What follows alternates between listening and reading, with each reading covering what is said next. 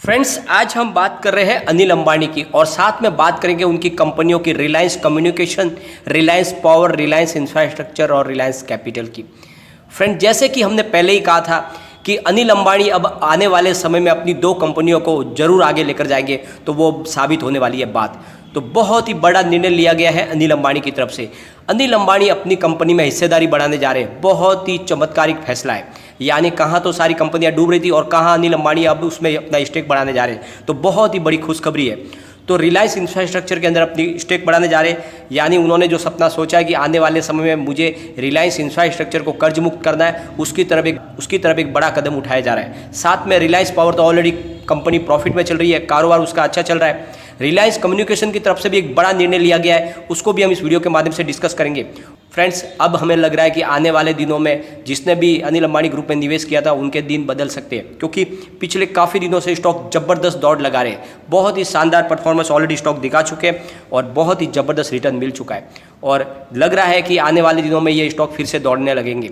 लेकिन क्या अभी भी इन चारों स्टॉक में निवेश किया जा सकता है, या फिर अभी भी वो जो हमारी स्ट्रेटजी पुरानी वाली है उसमें ही हमें बने रहना चाहिए? तो क्या है सारी की सारी संभावनाएं, इस वीडियो के माध्यम से हम टोटली उन सारी संभावनाओं को तलाशेंगे। साथ में जो लेटेस्ट न्यूज़ है उसको भी हम डिस्कस करेंगे और जानने की कोशिश करेंगे क्या बहुत ही ज़्यादा रिटर्न मिलने वाला है इन स्टॉक के अंदर, क्या मल्टी बैगर रिटर्न देने की संभावना है इन स्टॉक के अंदर। सारी की सारी संभावना तलाशेंगे और जानने की कोशिश करेंगे कि इतना बड़ा ये चेंज कैसे आ गया है। जहाँ पे अनिल अंबानी ग्रुप ने कहा था कि अब हमारे पास बिल्कुल पैसे नहीं है, हमें अपने वकील की फीस चुकाने के लिए अपने घर के गहने बेचने पड़ रहे, और उसकी जगह पे अब वो निवेश करने लगे अपनी कंपनियों में। तो बहुत कुछ चेंज हो चुका है उनकी पॉलिसी के अंदर। तो अब आगे क्या रणनीति बन सकती है, तो सारी की सारी संभावना तलाशेंगे और परफॉर्मेंस कैसी है स्टॉक की वो भी जानेंगे। लेकिन फ्रेंड, उससे पहले अगर आप पहली बार हमारे चैनल पर आए तो चैनल को सब्सक्राइब कर दीजिए, एक बेल आइकॉन दबा दीजिए ताकि जब भी नया वीडियो बने पहला नोटिफिकेशन आपको मिले। वीडियो पसंद आए तो लाइक शेयर जरूर कीजिए। चलो फ्रेंड, वीडियो स्टार्ट करते हैं। मैं हूँ आपका दोस्त SB दवे और हमारे अपने चैनल ऑनलाइन कमाई में आपका बहुत बहुत स्वागत है। फ्रेंड्स, मैं पिछले कई महीनों से आपको लगातार अपडेट देता हूं अनिल अंबानी ग्रुप की कंपनियों की, और जब इनकी प्राइस गिर रही थी तब भी मैं आपको अपने हिसाब से जो सही राय थी वो मैं दे रहा था। और मैंने लगातार आपको बोला कि अनिल अंबानी ग्रुप की दो कंपनियां हैं जिनका भविष्य मुझे उज्जवल लग रहा है। उस समय वो कंपनियां बिल्कुल डूबने की कगार पे थी, फिर भी मैंने आपको रेगुलरली बोला कि आप रिलायंस पावर के ऊपर थोड़ा भरोसा कर सकते हैं, रिलायंस इंफ्रास्ट्रक्चर के ऊपर भरोसा कर सकते हैं। आप चाहे तो मेरे पिछले 3-4-5 महीने पहले के जाके वीडियो भी देख सकते हैं। मैंने रेगुलरली आपको बोला है कि ये दोनों कंपनियों के ऊपर मुझे भरोसा है, ये कंपनियां आगे बढ़ सकती है। तो वही चीज़ हुई फ्रेंड्स। आखिरकार में ये कंपनियों के ऊपर पॉजिटिव निर्णय लिए गए। रिलायंस पावर ने तो लोगों को बम्पर रिटर्न दे दिया है और स्टॉक आगे भी दौड़ रहा है। रिलायंस इंफ्रास्ट्रक्चर के अंदर भी शानदार रिटर्न लोगों को मिला, और अब जो निर्णय लिए जा रहे हैं उसकी वजह से मुझे लग रहा है कि आने वाले समय में इनकी जो प्राइस है वो बहुत जल्द 3 डिजिट में जा सकती है। तो फ्रेंड्स, सबसे पहले हम एक बार न्यूज़ की तरफ चलते हैं।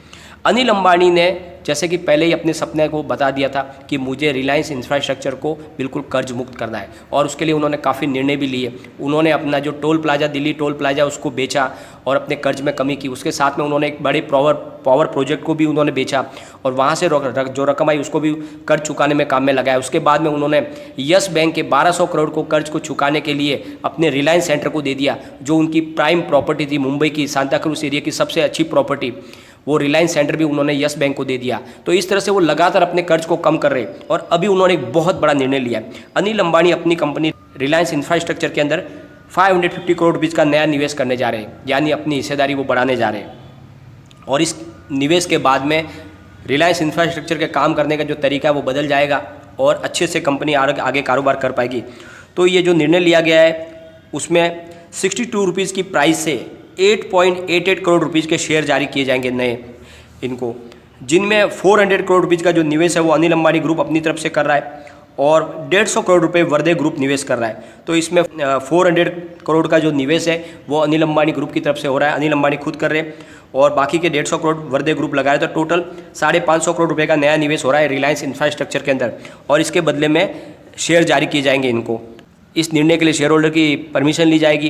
कहाँ पे एक अनिल अंबानी अपनी कंपनियों के अंदर से लगातार होल्डिंग को कम करे थे, और अब अनिल अंबानी ने ठान लिया है अपनी कंपनियों को फिर से उन्होंने संभालना शुरू कर दिया है, और अब वो अपनी कंपनी के अंदर होल्डिंग बढ़ाने लगे। तो बहुत ही बड़ा पॉजिटिव निर्णय, और इस वजह से आज रिलायंस अनिल अंबानी ग्रुप की सारी कंपनियों के अंदर अपर सर्किट लग गया है। और जो सेकेंड जो अपडेट है वो भी अच्छी है, पिछले 2 दिन पहले आई थी। रिलायंस कम्युनिकेशन ने भी अपना सारा का सारा निपटारा करना शुरू कर दिया है, उन्होंने रिलायंस कम्युनिकेशन ने अपने इंटरनेशनल वॉइस होलसेल बिजनेस को ओडिन नेबुला कंपनी को ट्रांसफ़र कर दिया है। तो एक बड़ा वहाँ से भी उन्होंने एक निर्णय लिया, जिसकी वजह से आने वाले समय में जो सेटलमेंट है फ्रेंड वो लगातार हो जाएंगे और जो लोगों का जो चुकता करना है पेमेंट वो भी हो जाएगा। तो निर्णय बहुत ही अच्छे लिए जा रहे हैं और इस वजह से अब लग रहा है कि अनिल अंबानी ग्रुप के दिन बदल सकते हैं और साथ में इनके शेयर होल्डर के दिन भी बदल सकते हैं। लोगों ने जो निवेश किया था उनको बहुत ही भारी लॉस हो रहा था, लेकिन अब उसमें कुछ भरपाई होने लगी है। काफ़ी शेयर तो ज़बरदस्त दौड़ रहे हैं और एक बार हम इन कारोबार को भी देखेंगे, इनके परफॉर्मेंस को देख लेते हैं। रिलायंस कम्युनिकेशन की बात कर लेते हैं। आज स्टॉक 3 रुपये पे ओपन हुआ था और डायरेक्ट उस पर अपर सर्किट ही लगाए और फिलहाल स्टॉक अपर सर्किट पे और कारोबार बहुत ही शानदार, स्टॉक 3 तक पहुंच चुका है। अगर इसके वॉल्यूम को एनालिस करें तो पिछले 1 महीने पहले इसका 5 करोड़ का वॉल्यूम था, एक सप्ताह पहले 4 करोड़ का वॉल्यूम था, कल इसका 2 करोड़ का वॉल्यूम था और आज 11:30 बजे करीब 4 करोड़ का वॉल्यूम हो चुका है। तो लगातार वॉल्यूम में बढ़ोतरी हो रही है। इसकी परफॉर्मेंस की अगर बात करें तो पिछले 1 साल में इसने 254 पॉइंट का शानदार रिटर्न दे दिया है और अभी 25% दूर है अपने 52 वीक से। और पिछले 1 महीने में इसने बम्पर रिटर्न दिया है, 76.47% का रिटर्न दे दिया है और ये स्टॉक अभी भी दौड़ रहा है। लेकिन फ्रेंड्स मेरी राय है कि इसके स्टॉक के अंदर आप करीब 3.5 रुपये के पहले निकल जाए और अपना निवेश आप रिलायंस पावर या रिलायंस इंफ्रास्ट्रक्चर में ट्रांसफ़र कर ले, क्योंकि इस कंपनी का भविष्य मुझे ज़्यादा उज्जवल नहीं लग रहा है। तो अभी ये स्टॉक दौड़ रहा है, तो फिलहाल सारे के सारे ग्रुप के साथ ये भी दौड़ रहा है, लेकिन 3.5 रुपये के आसपास आपको पहले इसमें निकल जाना चाहिए। इसमें से चलते हैं हम रिलायंस पावर की तरफ। स्टॉक ओपन हुआ 10.85 पर, हाई 10.90 की है, लो दिन का 10.55 का है और अब सर्किट लग चुका है 10.90 पर 5% का। 11:30 बजे के आसपास का टाइम है। अगर वॉल्यूम को एनालिस करें तो पिछले 1 महीने पहले इसका 12 करोड़ का वॉल्यूम था, एक सप्ताह पहले 11 करोड़ का वॉल्यूम था, कल 10 करोड़ का वॉल्यूम था, आज 13 करोड़ का वॉल्यूम है, यानी अभी 11:30 बजे ये वॉल्यूम में बहुत आगे दौड़ रहा है स्टॉक। इसका जो लो है 52 वीक का वो सिर्फ 2 रुपये 40 पैसे का है, लेकिन हाई आज का 10 रुपये 90 पैसे का, यानी 2 रुपये का शेयर दौड़ते हुए करीब 11 रुपये के आसपास पहुंच चुका है। पिछले 1 साल में इसने 359% का शानदार रिटर्न दे दिया है और 1 महीने में ही 80.17% का बम्पर रिटर्न दे दिया है। तो बहुत ही स्टॉक लगातार दौड़ रहा है। कंपनी प्रॉफिट मेकिंग है, इसमें आप थोड़ा अपना निवेश रख सकते हैं। आने वाले समय में ये आपको बहुत ही अच्छा रिटर्न दे सकता है और ये स्टॉक बहुत ही शानदार लग रहा है मुझे, क्योंकि कारोबार इसका लगातार बढ़ रहा है, इसके पास प्रोजेक्ट भी बहुत सारे हैं।